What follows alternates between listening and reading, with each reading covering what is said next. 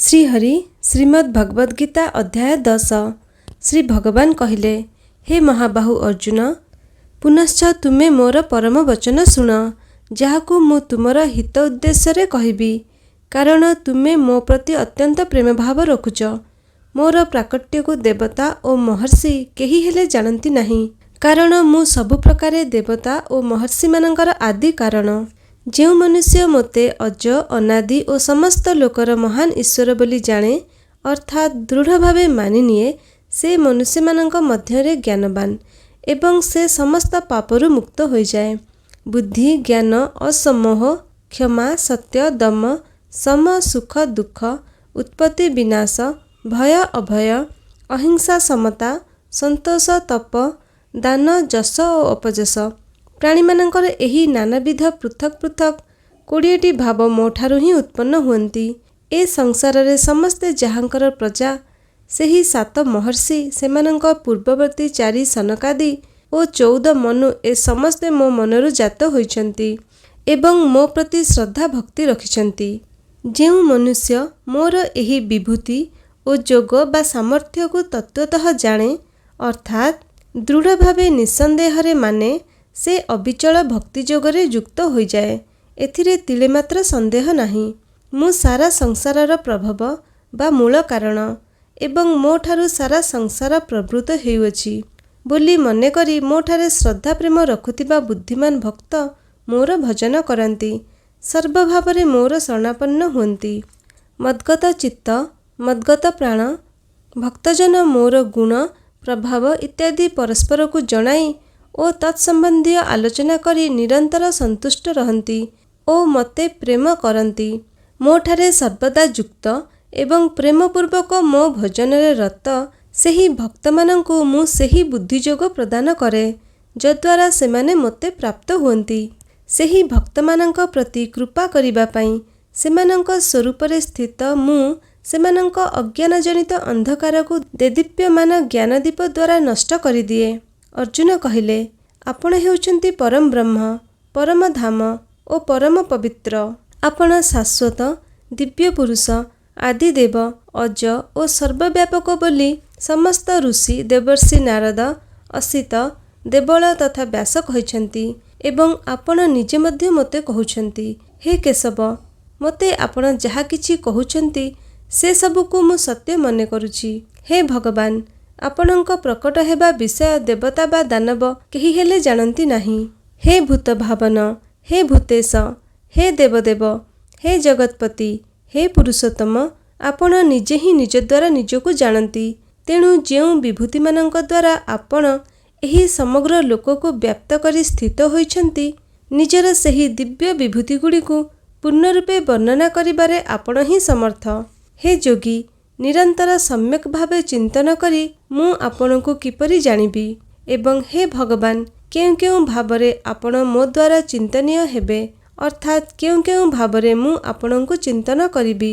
हे जनार्दन, आपण निजर जोग बा सामर्थ्य ओ विभूति मानंकु पुनश्च विस्तार करी कुहन्तु, कारण आपणकर अमृतमय वचन जेते सुनिले भी मते तृप्ति मिलु नाही।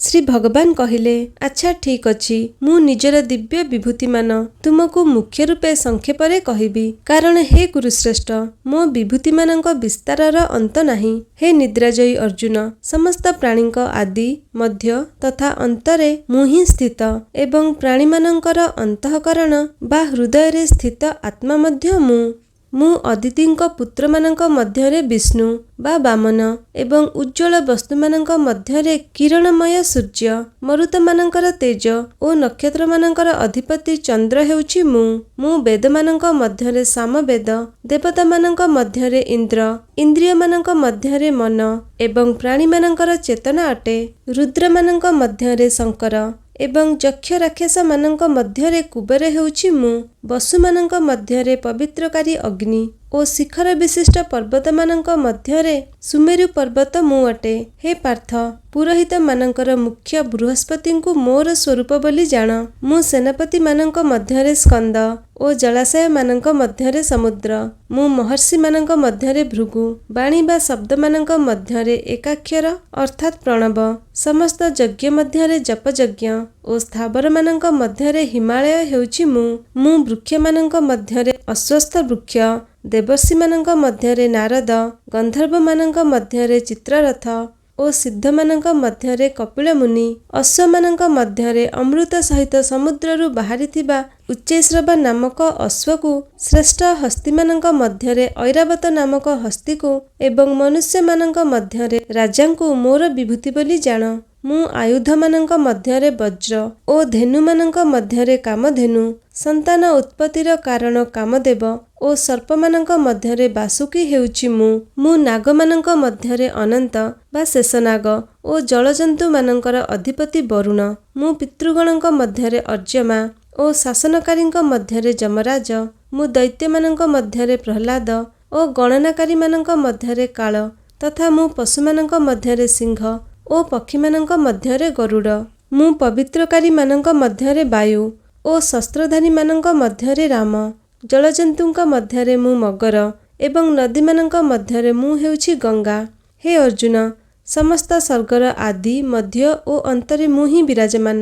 ବିଦ୍ୟାମାନଙ୍କ ମଧ୍ୟରେ ଆଧ୍ୟାତ୍ମ ବିଦ୍ୟା ବା ବ୍ରହ୍ମବିଦ୍ୟା ଏବଂ ପରସ୍ପର ଶାସ୍ତ୍ରାର୍ଥକାରୀମାନଙ୍କର ତତ୍ତ୍ୱ ନିର୍ଣ୍ଣାୟକ ବାଦ ହେଉଛି ମୁଁ ଅକ୍ଷରମାନଙ୍କ ମଧ୍ୟରେ ଅକାର ଏବଂ ସମାସମାନଙ୍କ ମଧ୍ୟରେ ଦ୍ୱନ୍ଦ୍ୱ ସମାସ। ଅକ୍ଷୟ କାଳ ଅର୍ଥାତ୍ କାଳର ବି ମହାକାଳ ତଥା ସର୍ବଦିଗେ ମୁଖ ବିଶିଷ୍ଟ ଧାତା ବା ସମସ୍ତଙ୍କର ଧାରଣ ଓ ପୋଷଣକାରୀ ମଧ୍ୟ ମୁଁ। ସମସ୍ତଙ୍କର ହରଣକାରୀ ମୃତ୍ୟୁ ଓ ଭବିଷ୍ୟତର ଉଦ୍ଭବ ମୁଁ ତଥା ନାରୀ ଜାତିର କୀର୍ତ୍ତି, ଶ୍ରୀ, ବାକ୍, ସ୍ମୃତି, ମେଧା, ଧୃତି ଓ କ୍ଷମା ମଧ୍ୟ ମୁଁ ଗାନଯୋଗ୍ୟ ଶ୍ରୁତିମାନଙ୍କ ମଧ୍ୟରେ ବୃହତ୍ ସାମ ଏବଂ ଛନ୍ଦମାନଙ୍କ ମଧ୍ୟରେ ଗାୟତ୍ରୀ ଛନ୍ଦ। ମୁଁ 12 ମାସ ମଧ୍ୟରେ ମାର୍ଗଶିର ଓ 6 ଋତୁ ମଧ୍ୟରେ ବସନ୍ତ। ଛଳନା ମଧ୍ୟରେ ଜୁଆ ଏବଂ ତେଜସ୍ୱୀମାନଙ୍କର ତେଜ ମୁଁ। ବିଜୟୀମାନଙ୍କର ବିଜୟ, ନିଶ୍ଚୟକାରୀଙ୍କର ନିଶ୍ଚୟ ଓ ସାତ୍ୱିକ ମନୁଷ୍ୟଙ୍କର ସାତ୍ୱିକ ଭାବ ହେଉଛି ମୁଁ ବୃଷ୍ଣିବଂଶୀମାନଙ୍କ ମଧ୍ୟରେ ବସୁଦେବ ସୁତ ଶ୍ରୀକୃଷ୍ଣ ଓ ପାଣ୍ଡବଙ୍କ ମଧ୍ୟରେ ଧନଞ୍ଜୟ। ମୁନିମାନଙ୍କ ମଧ୍ୟରେ ବେଦବ୍ୟାସ ଓ କବିମାନଙ୍କ ମଧ୍ୟରେ କବି ଶୁକ୍ରାଚାର୍ଯ୍ୟ ମଧ୍ୟ ମୁଁ ଦମନକାରୀମାନଙ୍କର ଦଣ୍ଡନୀତି ଏବଂ ବିଜୟାକାଂକ୍ଷୀମାନଙ୍କର ନୀତି। ମୁଁ ଗୋପନୀୟ ଭାବଗୁଡ଼ିକ ମଧ୍ୟରେ ମୌନ ଏବଂ ଜ୍ଞାନବାନମାନଙ୍କର ଜ୍ଞାନ ମଧ୍ୟ ମୁଁ। ହେ ଅର୍ଜୁନ, ମୁଁ ସମସ୍ତ ପ୍ରାଣୀଙ୍କର ବୀଜ, କାରଣ ମୋ ବିନା କୌଣସି ଚରାଚର ପ୍ରାଣୀ ନାହିଁ, ଅର୍ଥାତ୍ ଚର ଓ ଅଚର ସବୁକିଛି ମୁଁ। ହେ ପରନ୍ତପ ଅର୍ଜୁନ, ମୋ ଦିବ୍ୟ ବିଭୂତିମାନଙ୍କର ଅନ୍ତ ନାହିଁ। ମୁଁ ତୁମ ଆଗରେ ନିଜର ଏ ଯେଉଁ ବିଭୂତିମାନଙ୍କ ବର୍ଣ୍ଣନା କଲି, ଏହା କେବଳ ସଂକ୍ଷେପ ମାତ୍ର। ଯେତେ ସବୁ ଐଶ୍ୱର୍ଯ୍ୟଯୁକ୍ତ, ଶୋଭାଯୁକ୍ତ ଓ ବଳଯୁକ୍ତ ପ୍ରାଣୀ ଓ ପଦାର୍ଥ ଅଛନ୍ତି, ସେ ସବୁକୁ ତୁମେ ମୋର ତେଜ ବା ଯୋଗ ଅର୍ଥାତ୍ ସାମର୍ଥ୍ୟର ଅଂଶରୁ ଉତ୍ପନ୍ନ ହୋଇଛନ୍ତି ବୋଲି ବୁଝ। ଅଥବା ହେ ଅର୍ଜୁନ, ଏହିପରି ବହୁତ କଥା ଜାଣିବାରେ ତୁମର କି ପ୍ରୟୋଜନ?